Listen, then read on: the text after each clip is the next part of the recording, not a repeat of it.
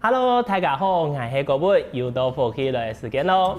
人哋講啊，騎腳踏車係一個生活嘅方式，腳踏車係一個交通嘅工具。有啥物呢？腳踏車唔單止係一個生活嘅工具，也係講交通工具嘅哦。佢甚至於講騎腳踏車旅行也悄悄嘅流行嘅哦。今日呢，我哋就特別邀請到一位財體好朋友，佢嘅工作呢就專門帶隊人家騎腳踏車去旅行哦。到底一個騎腳踏車旅行有樣辦嘅故事呢？佢用樣辦用一個旅行作為一個品牌成立嘅自家嘅工作室，更加我哋都夾嚟邀請佢同大家來分享一下咯。馬上來分享我哋今日嘅好朋友朱教練。高本好，大家好，我是朱英章，我是一位專業領騎，我來自於屏東內埔。哇，歡迎朱教練！朱教練，你剛剛說你來自於內埔啊？你是本身是客家人嗎？我不是客家人，我是客家新住民。你用辦公是怎麼樣搬到內埔來的？我一直都是做自行車這個工作，然後在2010年的時候有一個工作機會來到了內埔工業區，然後去推動一個自行車品牌，所以我在2010年就搬到內埔到現在。哦，嗰時候搬到內埔已經有10多年的時間了呢吼。是。哦，你朱教練，那你剛剛是說一直都從事腳踏車相關的產業，所以以前是做腳踏車是嗎？對，我們以前是製造腳踏車，然後再把腳踏車販售給我們的車主，然後再帶車主們去騎車這樣子的工作。我們知道腳踏車有很多的種類嘛，是那種比賽的呢，還是一般休閒的，還是這種全部都有？我們那時候的腳踏車比較特別的地方是，車款什麼都有，可是在腳踏車上面的塗裝，我們是把客家桐花設計到車子上面，然後還得到了經典設計大獎。哦，你自己本身是做腳踏車產業，開始說做腳踏車，所以也會習慣哦，也是喜歡騎腳踏車嘛。那怎麼會想到說要把騎腳踏車這件事情，跳出來自己創業去做這樣子一個領騎這樣子一個工作，可以跟大家分享一下是什麼樣的契機呀？好，其實也會跟自己的成長經歷有一點關係。我以前在國中升高中的時候是選擇用體育推甄上了彰化高中，是打籃球。那也因為這個打籃球，我在大學畢業之後有機會回到大學的母校從事籃球教練，所以對於推動運動啊，在我退伍的時候，我就在思考我要找什麼工作。我那時候就下定決心要找一個讓更多人喜歡運動的工作。所以就開始就走上推動自行車這條路嘛。那你會發現有人騎車很厲害，可是他的壽命很短，他騎一騎就因為意外或是受傷，他就不騎了。那我們就在2018年，我就開始參加了一個領騎培訓。那個培訓單位是一個樂活自行車協會，他在學習是用一個團隊帶領更多人去認識台灣，或是到用自行車去旅遊。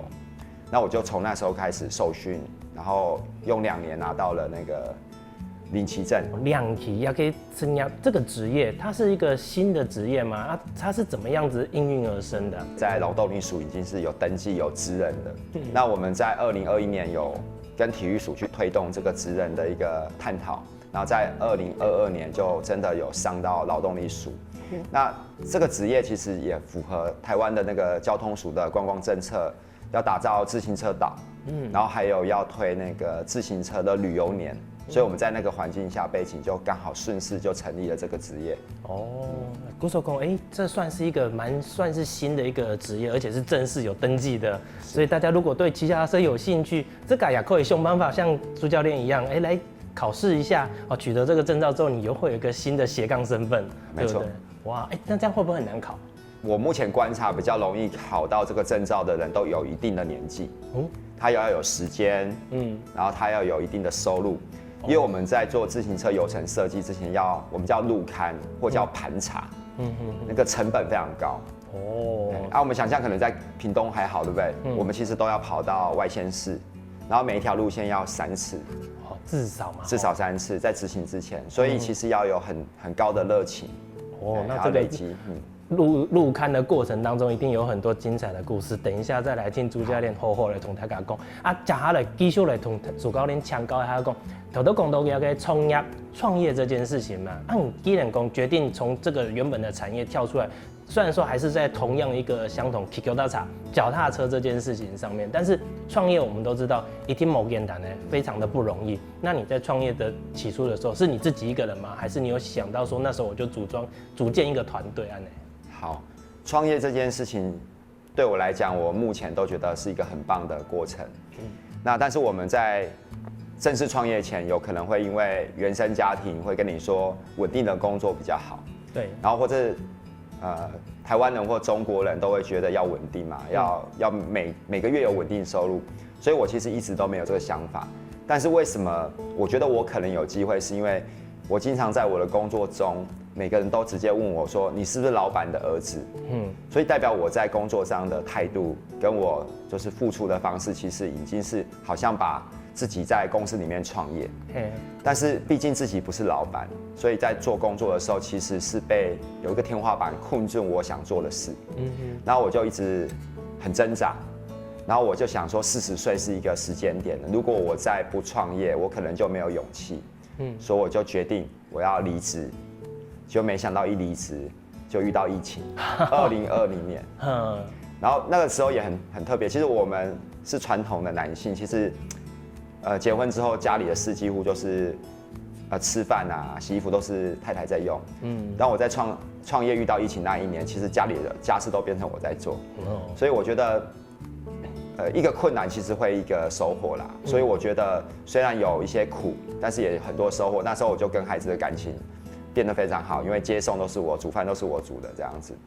但是后来当然随着疫情，就是好好改善了嘛，然后我就开始整个爆发，国内旅游就爆发了，所以我就开始有很多的活动可以去带。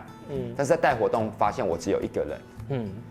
我时间就算都拿出来，也只能做到一定的自行车推动的量能。所以我就决定我要开始去做领骑培训的这个讲师。然后这个讲师一推之后，其实就开始就是越来越多合作伙伴，然后各式各样的团体跟组织都找我一起要推永续旅游。最近就举一个我在万峦五沟村的例子好了。就是我们如果来到了比较像是6堆的老村落，你会发现他们年轻人都不在了。那老人家很努力的守护他们的家，不管是自然生态还是文化保存。但是遇到了政府可能有一些说中央的资源来，他们不太会写那个计划书，也不太会去包装他们自己。那我这一次就是万峦乡公所有一位那个科长，我们都叫他阿辉科长，他就邀请我担任主持人，计划主持人，跟他们一起合作。客庄游程，国内体验组台湾第1名。对，所以我最大的收获是我累积的工作经验，是我可以去扮演不同的角色，协助各个单位组织他们欠缺的部分。他们需要写计划我就写计划，他需要我出力我就出力。有的我还出钱了。是哦，按你公公的这样子的创业，其实有没有有点超出你原本的想象？因为原本在创业来讲，你只是想说把它当成是推动一个脚踏车，让大家更健康的生活一个工作嘛。那结果没想到还去做了跟地方连结这件事情，是不是当初没有想象到的？其实一开始当然就是光为了生存下去嘛。每个月的柴米油盐要花钱哦，太太给了蛮大的压力，父母亲都不看好我，都一直说要不要回去？他们介绍我去做工程，因为我的我的系所是工程类的嘛。然后但是我一直坚持，我说我要创造我的单位时间的价值，我要赚取的是我的智慧财。然后他们没有听得很懂，可是我随着时间推演，我真的做到，就是我把我的经验去帮助别人，然后他们就可以获得他们该看到的一个未来可能性。然后随着这样推动，其实大家就知道我的角色其实就是帮助大家一起变好，一起共好这样子。按你主教练，他们这个按有想法，又对创业这件事情有这么坚定的信念，是不是说你要给精神啊，或者是想法当狗，把它变成一个实际的口号，或者是一个品牌的理念，有吗？有具体这样子去规划吗？有。我的品牌叫领克运动，它其实取自于就是连结器这个意思。那我想成为所有人户外生活运动的连结器，然后我也往这个方向在努力着。按你糖红了一点点好呢。不过啊，轨道嗰個油廠的部分，我相信大家一定更加的有興趣，等下來好好同主教練來分享。好。大家談到安尼，大家對騎腳踏車一件事情，會唔會有冇共樣的想法呢？冇想到騎腳踏車，也可以變做一個工作，一個職業喎。不過啊，騎腳踏車旅行，特別到底有兩辦好高的事情呢？冇就佢要繼續來同大家分享哦。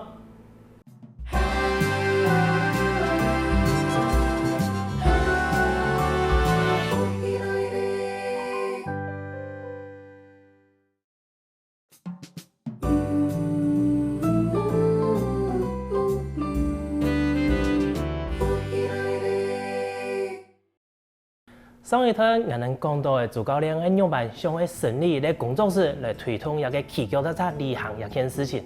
不過我們正式要開始旅行之前呢，要準備乜嘅工作？我們來請教一下主教練吧。主教練剛有提到，你特地為了要這個騎腳踏車旅行一件事情，規劃了很多的路線嘛。不過這個精彩的路線在介紹之前，我發現一件事情，帶了軌道。我們某空哥總比那個噴熱我知道，那個雞熱很認識，但是為什麼這些東西跟旅行有什麼樣子的關係？你可以跟大家介紹一下嗎？好，我們如果專業領騎要推動遊程之前，其實我們很重視裝備有沒有齊全。那裝備就包含我們自己的最重要的戰車就是腳踏車，它的尺寸、它的安全性嘛。然後第二個就是我們隨身攜帶的那個百寶箱。那其中一個最重要是領騎出去帶隊要溝通，我們溝通都會用無線電。然後領騎在前面控制人車節奏，小隊長在中間做交管標兵跟觀察騎乘人員的生理狀況。那殿後就在後面收尾，然後看得到隊伍的距離會不會太遠，然後避免說拉太長，造成有人走錯路，所以無線電很重要。第二個就是因為參加人不一定都會用我們所提供的租賃自行車，也可能自備車。那難免活動出去車輛故障，那我們就有打氣筒啊，隨身的維修工具，立即把它解決它的那個車輛故障。好，然後當然難免啊，就是出去會有些小意外，破皮啊，那我們就準備一些外傷專用的一些藥品。然後肌肉痠痛有肌肉，然後我們還會幫忙按摩。我們的教練還要學急救，學那個外傷處理這樣的動作。主教練，安尼談好了，真是作為咧兩騎，專業的兩騎，要準備軌道的事情，準備很多的工具呢。那假設然後可能真是為了騎腳踏車的時候，那我們要怎麼去挑選適合自己的腳踏車？我們在腳踏車這件部分啊，其實腳踏車有分不同的形式，可是不管是什麼形式，第一件事情我們要確認是尺寸是正確的。尺寸正確之後，它在上下車它會比較順暢，然後它騎的時間拉長，它也不會有過多的不舒服或酸痛。然後第二個事情就是自行車，現在有電動輔助自行車，有公路車，也有所謂的運動登山休閒車。那我們一般推薦在旅遊式的騎乘，就會用運動休閒車。那如果比較少騎車的，我們就會建議它搭配電動輔助自行車。那這樣子全部的隊伍都不會忽快忽慢，或是要常常集結隊伍啦，就會比較順暢這樣子。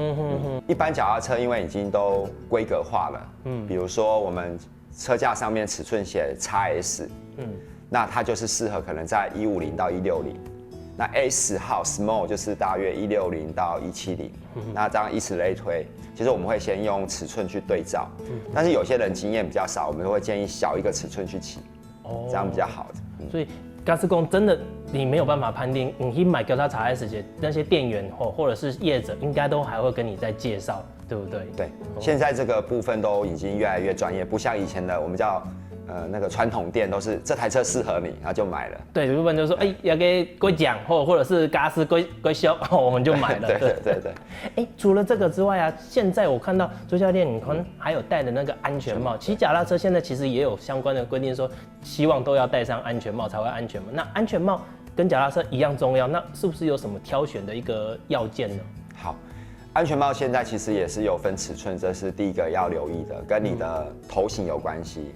然後戴上去了之後，它一定要切齊我們的眉毛，然後它的那個下面的扣具不是像機車扣在下巴，它是要在下巴跟咽喉之間。那兩邊有兩個所謂的那個緞帶線，要在耳下哈，這是基本上戴上去要要安全不会晃动，但是还有更重要是要国家检验合格的标志。很多人从国外买国外的安全帽，其实不一定有经过国家检验的合格标志，他就买进来，可能很好看，可它没有保障。好，第三个就是安全帽，它现在的材质啊，它有专门设计一些，就是撞击之后不会让我们脑部像豆腐一样的脑受伤去撞到左边，所以它会用旋转去把那个力量分散。它的上面有一个标志叫 MIPS 的专利。所以现在这个安全帽已经非常专业了。哇，这是从一排头排这种完全没相同的，真的是想象不到还有这么的专业。除了脚踏车、俺人的拱机、安全帽、安全帽子之外，还有其他的装备，和俺人骑脚踏车立行之前，我们的初心者要自己准备的嘛，有哪一些基本的要件？好。其实刚好也有个笑话，就是有人买了脚踏车，也问了跟那个主持人一样的问题，说还要再添购什么东西？我就跟他说你要买车库。他吓了一跳，说为什么买脚踏车还要买一个车库放脚踏车嘛？我说不是，是自行车的裤子啊。对，它有一个敷啦。对，然后它裤子里面有一个软垫。它软垫除了吸震以外，还可以防菌。好，然后还有就是防止摩擦。很多人骑自行车第一次骑完就烧裆啊、破皮、肿起来这样子。古时总会以为你平时没在骑，第一摆骑个脚踏车离行又太久有冇？下踩时间啊，看见人行路都乖乖，脚要打开的这样子。对，就是因为这个原因啊。扭来扭去这样。古时讲有一个总批好，俺们先准备好了，就可以准备开始进行这个游程了。那更多一个游程，那六堆方面，我们还匹配好，为了我们的客家文化去规划个相关的游程，那就请朱教练好好同我来了解一下，我们六堆客家的乡镇有哪几条路线，好不好？好，我如果以六堆为主题，我由北而南大约介绍一下。我们第一站会推荐那个美浓山林高速，这个地方嘛。然后第二站的话，我会推荐像长治林落这一段路线。然后如果是往那个内埔、竹田这边有国道跟铁道自行车道可以骑。再往南一点有嘉东。那我在设计的过程中有一个很重要，就是为了安全，我都是以屏东的叫做彩虹自行车道去做串联这些六堆的路线。然后骑起来就会有山。有海，然后也会有城市，也会有聚落。当然更重要还有好吃的那个客家米食。这个非常好吃，这样子。嗰时候头按来讲，前面有米浓、从吃、同一个满满女埔、竹田要几条线。那六堆我们知道还有其他的乡镇嘛，所以还有其他的路线嘛。好，我就留到压轴，就讲万峦。万峦的东港溪、嘉平溪、万峦吊桥。然后它沿接的大武山的沿山公路，也可以去看看原住民的一些文化，也蛮好的。你主教练，你能在规划一个游程的时间，头都有讲嘛？你会有考虑一些景点啊、安全。那实际上你们考量的应该不止这些。那真正在路线要给规划在过程之中，你们会把什么样列为重要的要件放在这个路线里面？好，这几年整个国际跟国家的政策都在往那个绿色旅游、低碳旅游前进，所以我们现在把那个环保的餐厅跟绿色体验景点放到我们游程设计中一定要去的地方。那我们也鼓励就是很多的业者都要往绿色环保的方式去改变它的经营形态。那在这个之前，我们还会更重视，就是我们在骑乘的过程中，其实要去支持在地的产业。比如说，我们不要永远都去便利商店，我们可以去一些杂货店。那餐厅不要去吃那种桌菜的，吃小吃，然后吃在地的一些在地物产的一些餐厅。那这些搭配起来，其实会让很多的，就是车友们感受到不一样的台湾的那个地方特色了。按你主教练，我们真的在照你的推荐去骑这些路线的当中啊，像两年冬底屏东的甜食天气都会很热，所以这些路线一年四季、一年四季底不会都有适合的那个骑的时间嘛？还是说它有限定匹配的时间，这样会比较好？好，主持人问的问题刚好符合，也是台湾在推自行车路线这件事情在改善，就是遮荫。对，然后像我们屏东就有一个铁道自行车道，骑下去的时候上面都是没有太阳，也不用淋雨。然后第二个就是国道自行车道，也是全台湾我们有的，就在屏东，那也是不用淋雨，也不用晒太阳。那其他的部分就会有绿荫，像大鹏湾的环大鹏湾自行车道都会有绿荫。所以其实只要选对路线，其实也不用过度的就是担心天候的问题。你主教练，你能这个才带团，因为你能我们都知道说你能带团呢，大部分都是10几20人以上，归抖音嘛。那你们在带团的时候是怎么样去供大家的体力啊？可能都没有办法这么平均嘛。你们怎么去平均供，让大家不会有你供的落在最后背啦，也还讲有你骑啊太掉。然后怎么样去控制这样子团队行进的一个安全跟一个行进的速度？我们在带队的时候啊，因为有做过完整的训练，所以我们大约把速度都定在时速18，然后控制队伍的状况嘛。然后再来就是有一些人速度比较慢，我们会邀请他到我们的领旗的正后方，因为起步一定会有所谓的那个波，就是有人走我跟，他停我停，所以他会震荡会越来越远。那等到远了又要追，他就忽快忽慢会累。所以我们就会邀请他到 VIP 的位置哈。那第三个是现在也电动辅助自行车也越来越多了，所以有的人他想轻松的骑，他也不要这么累，他想做有氧运动，他也会选择用电动辅助自行车。所以我们大概队伍在行进的时候都时速18到20，然后不是过度的骑乘那个强度拉太高了。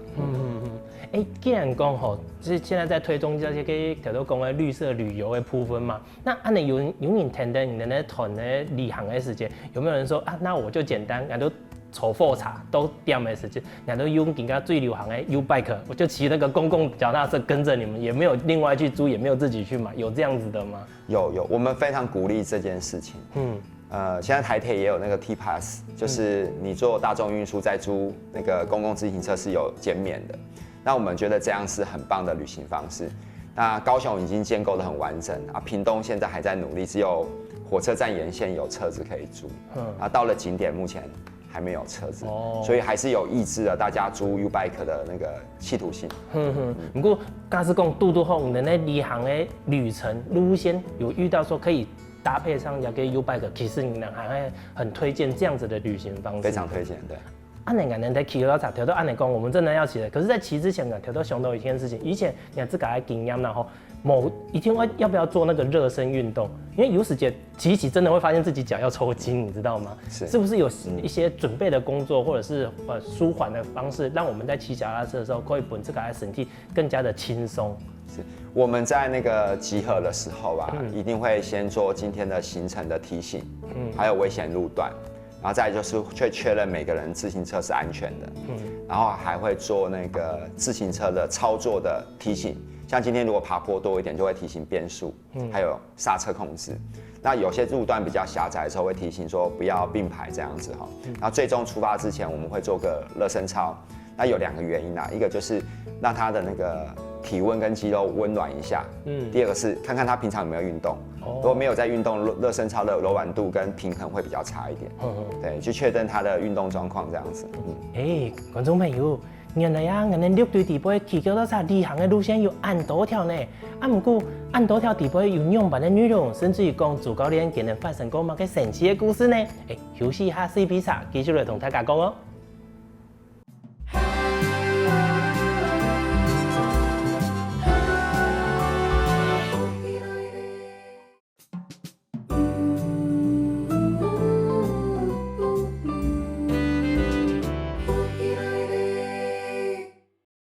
前面堂的主教练来分享，原来我们6队的乡镇有按多条无穷的次行查嘅旅行的路线，不过我们今天呢，都来选一条，同主教练同我们分享，到底可以样板来旅行来骑脚踏车，好吗？主教练，前面讲的我们6队地杯这么多条的路线，然后我想要请教你，单纯我们就选一条，先一条来好好带大家对条岛米来玩一下，这样子，像条都唔讲的万峦这个路线，我们骑脚踏车，我们按样板去到几开始骑，可以跟大家介绍一下。刚刚大家听你这样讲，可能勾起了一点兴趣。不过真实按用的高，大家可能还冇嘛清楚，可以请主教练同大家分享一下冇？我们按样板去到按样板去这个高，你们会怎么带大家去玩？好，万峦它最特别的地方，它在大武山下的山峦的很接近的地方，而且它有丰富的水源。所以像五沟水，它就有一个小巴鱼，它是万峦的门牌上面的3只鱼，那它是原生种，全台湾也只有它那边有，所以五沟村就守护了这个鱼，把这原生种保存下来。那再往那个我们的赤山跟万金村那边就有万金教堂，是目前全台湾最古老的教堂。那再往沿山公路去，那你就会看到沿山公路它是有非常多的所谓的植物银行、树木银行，那绿荫非常的美丽，叫森林奇迹。再往北走就到二峰圳，然后就看到排湾族的原住民文化跟林后市林平地森林公园，所以它是非常有层次的。对，它有美食，有古迹，有自然生态，还有一些我们所谓在推动绿色环保的一些概念都在。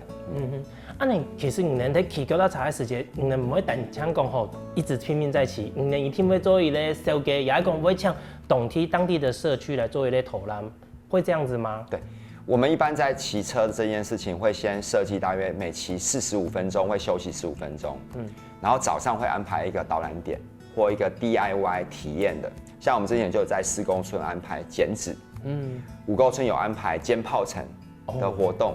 那但是我们因为自行车还是主要的体验嘛，所以比例上就会去拿捏，而不是全部都在听导览，有的人也没办法接受都在导览这件事情上。但是讲骑到一半，真是刚刚体力不支，轻度急，我想要吃东西，你能会怎么去帮大家处理这个？会随身带着补充体力的，还是马上就说可能路线底杯路鬼巴讲，临时补给站安呢？是，像我们如果以万峦而言嘛，我们就会带他去喝凤梨冰茶。然后万峦现在在硫磺村有推那个百香果，我们就会带百香果。然后有的时候我们还会准备那个客家米食板，各式各样的板，让他们任君挑选。那我们在带活动过程中，其实很推荐大家是每小时要补充大约600cc 的水，跟吃300大卡的热量，这样身体的新陈代谢才会正常，然后体力也会越来越好。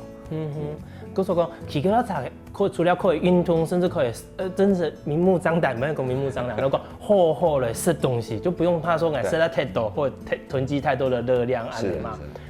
能顶刚平均差不多一张烟不会带一多团啊？一个月来讲，我如果以领克运动工作室来讲，其实我1年下来会协助办理自行车活动4、5千人次。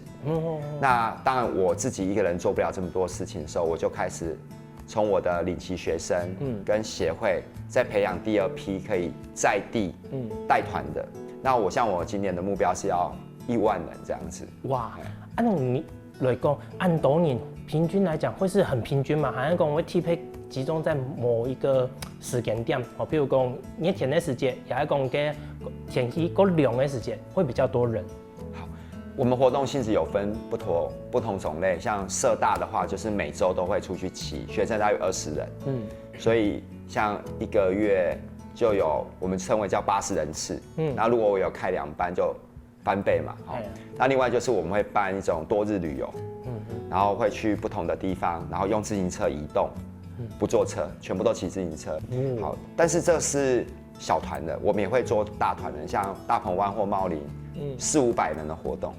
所以其实就是有各种类型，然后400、500人就要20位到30位领骑要协助带队，一个人带20人这样子。是啊，差不多啊，你看1、200年都会按多个欣赏，或者讲两期的专业的人员头贴顺后，这样宽顿了，这样会安全啊，错吗？外国旅客如果来台湾的话，一定要经过旅行社的安排，所以旅行社会找一个台湾的自行车协会一起合作，然后我们负责路线，他们负责处理他们的机票、跟住还有吃。那如果是国内旅客，像这几年推地方创生，还有客委会都推得非常好，所以我们会希望自己的游程能上到像客庄游程的选拔里面，或是进入到某个平台，然后让所有的全台湾民众都能公开看到我们的游程。那当然也有人会因为参加过游程之后就指定了啦，就是回头客，然后就只加入我的群组说你什么时候有活动告诉我。